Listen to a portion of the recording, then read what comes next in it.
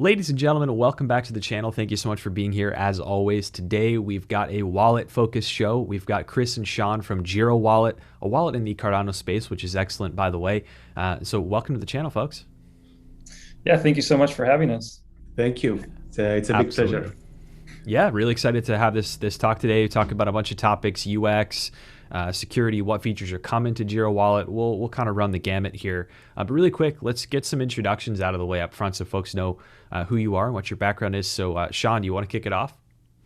Sure. Yeah, so I am Shawn Roller, and I am a co-founder of Gerowallet. So at Gerowallet, I'm putting on several hats, so I'm doing a lot for sure, but I primarily focus on user experience, and that is where my background is as well. So I started in psychology, so I have a bachelor's in psychology, and then I found out about how UX is applied to technology. So I wanted to apply my psychological knowledge to technology. I also learned about human factors. So I navigated there. I got a master's in human factors. I worked in aeronautics at NASA for a little bit and then moved to Google, worked on cloud gaming. And then I found myself here with Gerowallet. I've been very involved and passionate about blockchain for a long time. I always wanted to apply my knowledge, UX principles to crypto. I think there's a large gap there. And so, yeah, it brings me Gerowallet. I'm very happy to actually be able to apply those principles. It's critical And stuff. yes, Indeed. yeah. And I think we're going to pave the way. Go ahead, Chris. Go ahead. hi everyone. My name is Chris Chiras. I'm the CEO of Gerowallet. My background is in cybersecurity. I have about 8 years of professional experience in the space. I started as a network engineer and then slowly progressed to penetration testing and then cybersecurity.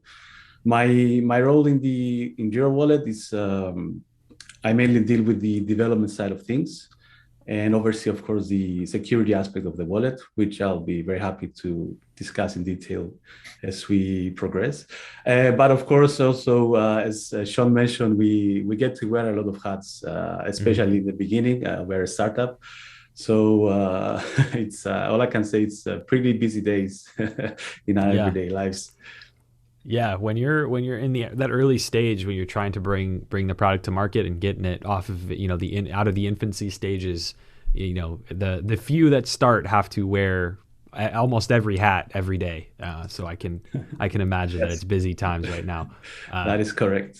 And that being said, either one of you, I would love for you just to give the quick elevator pitch, the 101 on what Gerowallet is and where the idea came from, and then we can kind of jump off of that and talk about some specifics. Yeah, I can talk about that a little bit. So when we first started Gerowallet, what we kind of had in mind was the Metamask of Cardano. And another thing that kind of motivated and fueled this idea was the increase in questions, the lack of understanding with how MetaMask and Uniswap works for very new users. I remember even myself, it maybe took me, I didn't feel like I really understood how I used it maybe for like a week or something, how it actually worked. So, making failed transactions and trying to learn, what happened. Yeah. All right.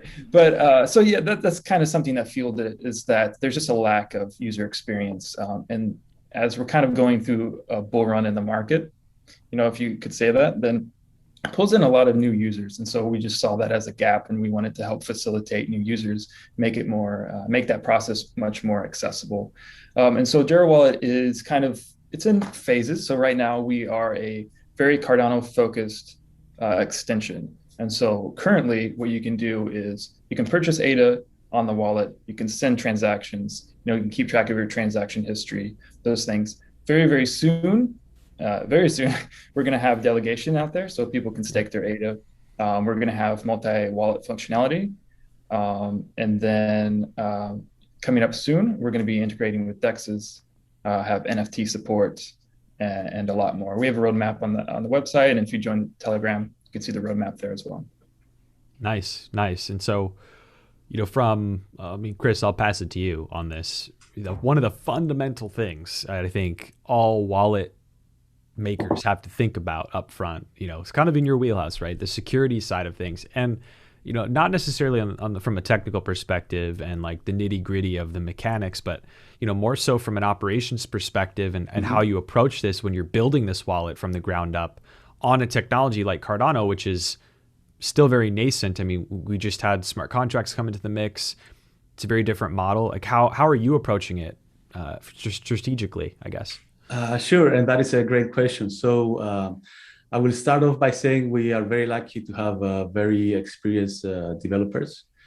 And so from the get-go, we started building with security in mind and on an enterprise level.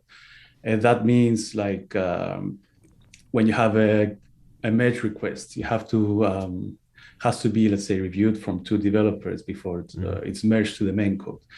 And then we also started before rolling out our MVP or beta, it was audited.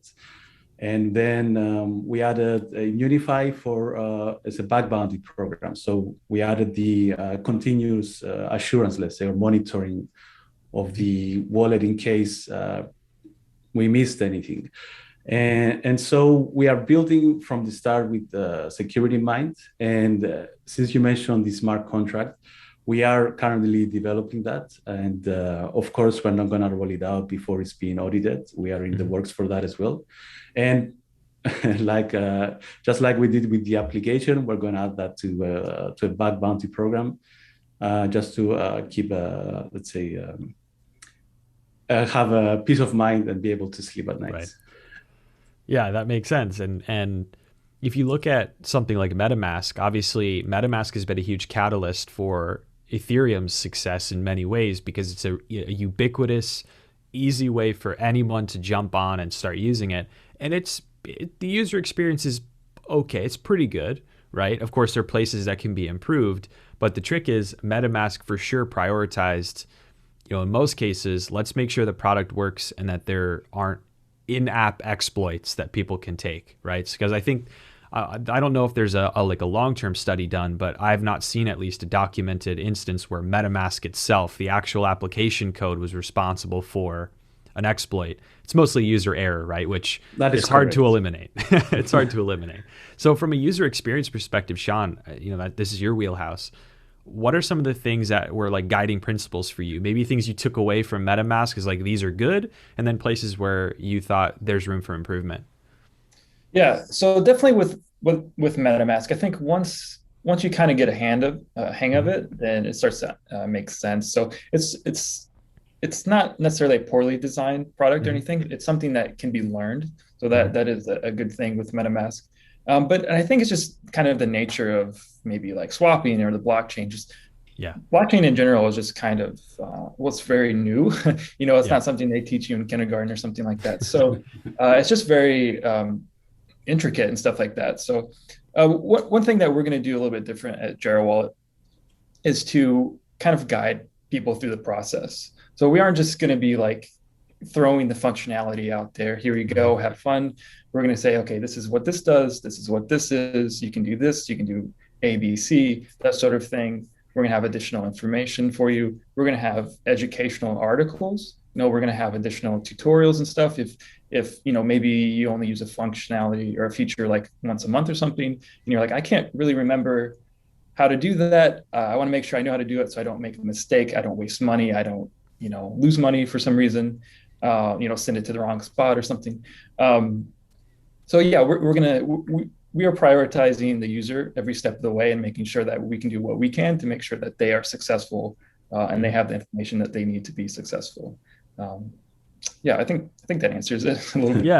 Yeah. I mean, I don't know if you probably, Shawn, you probably share this philosophy, but from my perspective, the biggest place where companies in this crypto space can get return on investment is in UX, like is in user experience. Because even if maybe your underlying protocol or product is still being built and you're still building the foundational composable elements underneath, if you have a good conduit by which people can utilize those features to the fullest extent with the minimum amount of learning curve, you can maximize your mileage. And so, I mean, for Cardano, I think it's important in that way, right? To have it as many, good wallet options as possible so people can really take advantage of these things, as it's a very different protocol than all the others that are out there.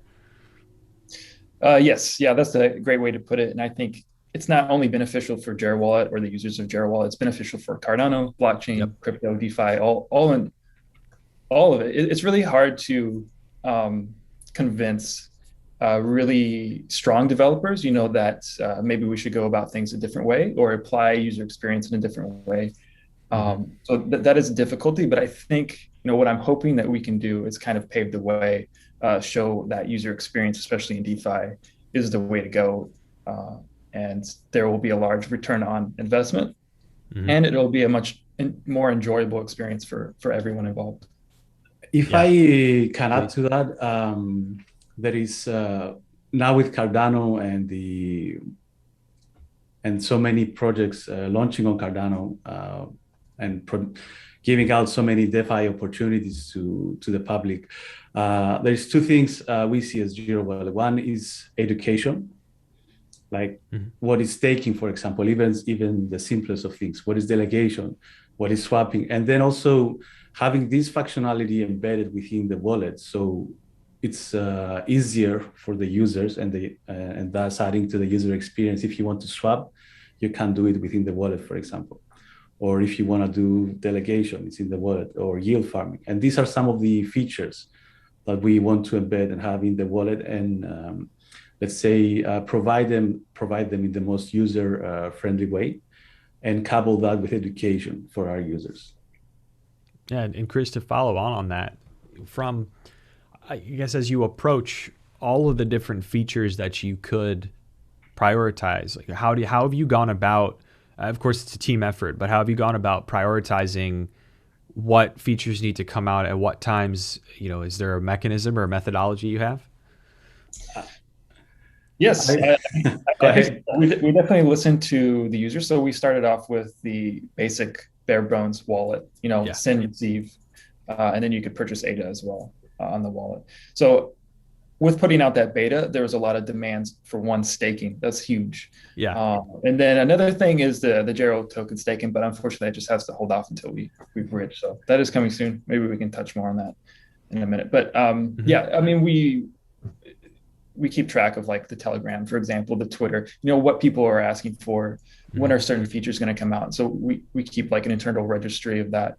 And so that kind of guides us in knowing which direction we need to go with our features and mobile applications. Of course, there's a lot of demand for that. So that's a good point, right? It's like then it gets difficult because you have this splitting of effort, because you have an extension base or you have a browser base application and you need to port functionality to mobile. Writing for mobile applications, I don't think many people grasp, unless you've done it, what it takes to get a good pipeline, a good process going for getting mobile apps ready, because you got two stores, you got two review processes, two very different code bases that don't behave the same way all the time. So I can totally understand the reticence to just jump in and be like, oh yeah, we're going to release some mobile apps like now, Yeah, and I'm very glad you recognize that because good development takes time. Yeah, and of course, mobile application is in the way and is currently developed as we speak. But there are no shortcuts to a good quality product. And if you're watching right now, maybe you are watching because you're an existing fan or holder of Gero, or you're a user of Gerowallet. Patience is going to be key, right? Like wallets are one spot that, in particular, it's the custody point of your assets. You don't want there to be any unforeseen issues that come up, right? You want to be sure that everything's going to behave the way that you expect. And speaking of sort of what to expect, like where is Gerowallet going? I know there's a roadmap. You mentioned you're listening to feedback on Telegram. What are some of the features, maybe just even in the last quarter or just in this month alone, that are coming soon? Yeah, so I touched on it a little bit. We have staking, multi-wallet functionality coming out soon. Along with that, you'll have some personalization. So you'll be able to decide on the colors of your wallet. And then we have NFT support. So we have DEX integrations coming, and then you'll also be able to swap within the wallet as well. And then we have the mobile applications coming.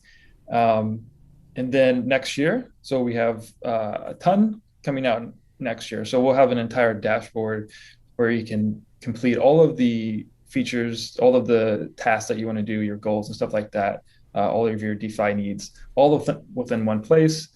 It'll be a dApp. You'll be able to connect your wallet with it. And yeah, it's going to be, that's where we're headed. It's an all-in-one place, one endpoint for everything to be completed there. So you don't have to navigate across each wallet, another platform, another website, go between mobile and desktop, it's all going to be there in one place for you. Nice. What about, and this is always an interesting question to ask wallet makers, right? Or wallet builders. There are some wallets that go there, everyone wants to do a self-custody wallet because that's what people want, right? People want to hold their own keys. There's this like UX trade-off, and it's a trade-off. Anyone who says it's not a trade-off are fibbing, right? Around security, like recovery. So is the focus right now, like, let's give folks the same sort of seed phrase oriented recovery mechanism, mnemonic that they're used to? Maybe are you cooking up some different mechanisms for like social recovery or other things like that? Just a question. I'm curious. Sure. Go ahead, Shawn. Well, I just wanted to say that while I am very UX focused, I will say that security is the number one priority. Yeah. So without security, that's a poor UX. So security does come first. And so if there is a trade-off, we kind of side with security. But makes sense. No, I just wanted to say that, for now, we just the standard way of mnemonics and having urging users to safely store their seed phrase. But your question brings a very good point, and it is something that we will definitely look into as we proceed in the future. Yeah, it's not an easy challenge, right? It's always a trade-off. How much latitude do you give a user to potentially make a mistake? But even that baseline education, I think one of you mentioned it earlier. I think it was Chris, about educating users about what these things are and how to use them. I get a ton of questions all the time about, the people think my assets are physically stored on my phone or on my computer or on my Ledger Nano, right? Whereas it's really, it's not. It's just your cryptographic keys, what allows you to spend those assets. And so teaching people that, I think, makes them treat that mnemonic a little differently if they understand what it really is. So really small details have big consequences in the wallet space. They become really important really quick. And I just want to add that with the multi-wallet support, we are rolling out hardware wallet support. Great. So anyone with the hardware will be able to use Gerowallet as well, which adds another layer of security for their mnemonics and for their funds as well. Yeah, highly recommend people use that one. It's getting worse and worse now. Sort of the hot wallet hacks, or more so just exploits, people getting tricked into exposing their seed phrase and things like that, or there's a lot of stuff going on. So it's definitely good to see that rolling out, and I think people will use that. There's not many options for hardware support these days. I think a lot of exploits now are primarily like psychological exploits, so like kind of tricking an individual to click a button or navigate to a website, inject the wallet, that sort of thing, thinking they're on the correct site. Yeah, it really not easy stuff to defend against if you're not really prepared and looking out for the warning signs. But no, this is fantastic. I'm always interested in how new wallets come to be, and it's cool to see projects that really get to start from scratch and apply first principles to building a wallet in a new space. And so my hats come off to you and the rest of the team for building this out. And from the perspective of where people can follow and keep track of new things that are coming out, or try the wallet if they haven't yet, where can they find you? Yeah, so we have a website, gerowallet.io, and there we have a download button. So you click download, it'll send you to the Chrome store. You can download Gerowallet from the Chrome store, and we're supported on Chrome browser. I think, Chris, is it able to be used with Brave, or should we just do Chrome? No, well, Chrome is the, let's say, officially supported browser, but because Brave and Edge are both Chromium based, it works also there. Mhm. Awesome. And then we also have Twitter. We have the Telegram. Most of the chatter happens in Telegram. So if you have some questions, you can jump into the Telegram. Also Twitter. We're listening on Twitter. And then also we have our Medium articles as well. Nice, nice. And we also have a support center with actual humans behind it. Nice. So people can also drop us an email in our support, and one of us will get back to them as soon as possible. Awesome. Yeah, having people to actually answer questions is a nice thing to have when it comes to wallets, especially if you're new to the space. You ask questions. So if you're watching the show, you've not tried the wallet, please do try it. If you have a question about the wallet that we didn't get to, leave it in the comments below. I'll make sure Chris and or Shawn get to see it at least, and I'll try and get you an answer. And most importantly, thank you to both of you for joining me on the show. Thank you so much for having us. Thank you. Absolutely. Wishing you the best of luck. And to everyone that's watching, thanks so much for watching. Cheers.